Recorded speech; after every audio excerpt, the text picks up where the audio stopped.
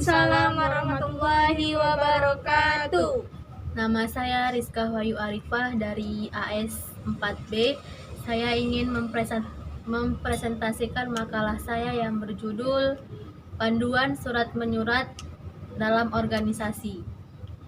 Sebelum kita memulai presentasinya, alangkah baiknya kita mengucapkan basmalah Bismillahirrahmanirrahim. agar ilmu yang saya sampaikan bermanfaat. Amin. Amin ya Allah. Baiklah, saya akan memulai makalah saya. Yang pertama, pengertian surat menyurat. Istilah surat menyurat mengandung pengertian hubungan antara satu pihak dengan pihak lain dengan perantaraan surat. Istilah lain untuk surat menyurat adalah korespondensi.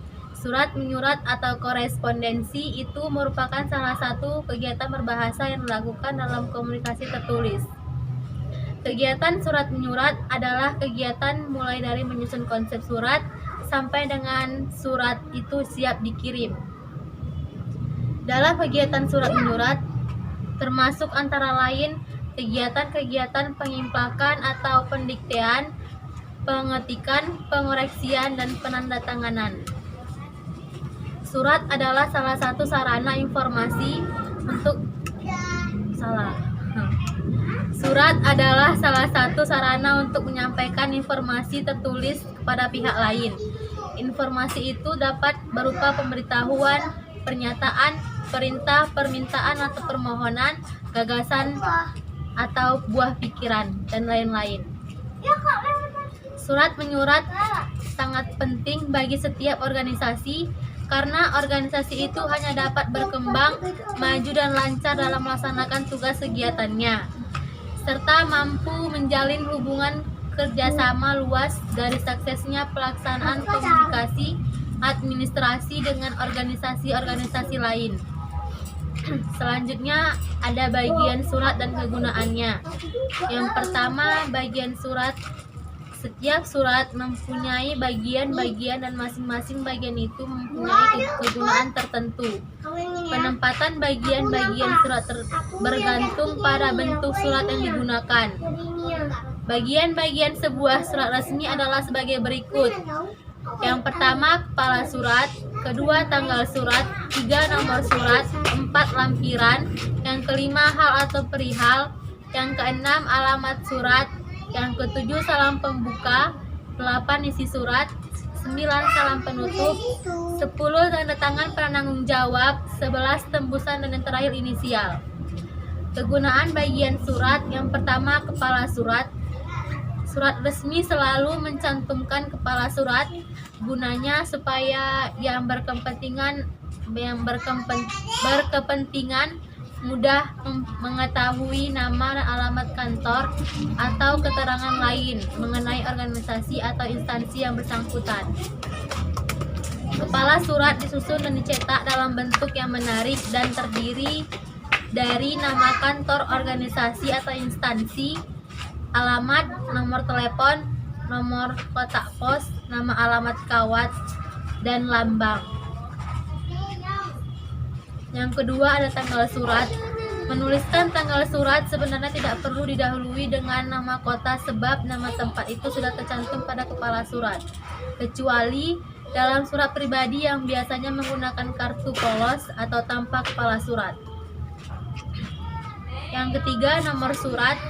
Setiap surat resmi yang keluar hendaknya diberi nomor dan kode yang berguna untuk memudahkan mengatur penyimpanannya sebagai arsip, memudahkan surat itu kembali, memudahkan petugas kearsipan mengetahui setiap waktu banyaknya surat keluar. Yang keempat, lampiran. Surat yang melampirkan sesuatu, misalnya salinan atau fotokopi, kwitansi atau brosur, dan bagian surat perlu disebut perkataan lampiran yang diikuti jumlah lampiran. Yang kelima, hal atau perihal.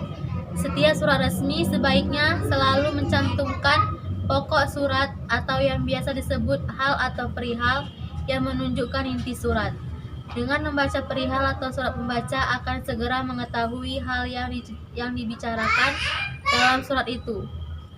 Inti surat ini tidak perlu ditulis panjang-panjang, lebih singkat lebih baik, asalkan si penerima atau pembaca cukup mengetahui persoalannya sebelum membaca isi surat selengkapnya. Selanjutnya, alamat surat. Pada umumnya, sebelum surat itu dikirim, harus disimpul terlebih dahulu. Dengan demikian, ada dua macam alamat yang ditulis, yaitu alamat luar yang tercantum pada sampul dan alamat dalam yang tercantum pada surat. Selanjutnya, ada ciri-ciri surat resmi organisasi. Surat resmi organisasi secara umum ditandai dengan beberapa ciri khas yang tampak dan melekat, yaitu tersedianya kepala surat atau kop surat yang biasanya terdiri dari logo, alamat, dan deskripsi umum organisasi. Yang kedua, penomoran surat. Nomor surat adalah cara organisasi untuk menginventarisir dokumen yang keluar dan masuk ke dalam organisasi. Yang ketiga, pengesahan. Pengesahan oleh otoritas dalam organisasi adalah bentuk atau cara organisasi memastikan apakah sebuah informasi bersumber atau berasal secara resmi dari organisasi. Contoh surat resmi organisasi. Jadi ini contoh surat resmi organisasi. Yang pertama itu ada kepala surat, alamat, nomor, halaman atau perihal, lampiran, salam pembuka, dan isi dari isi surat. Terus ada penutup dan tanda tangan penanggung jawab. Baiklah, sekian dari makalah saya. Itulah yang dapat saya sampaikan. Semoga bermanfaat. Wabillahi taufiq wal hidayah. Wassalamualaikum warahmatullahi wabarakatuh.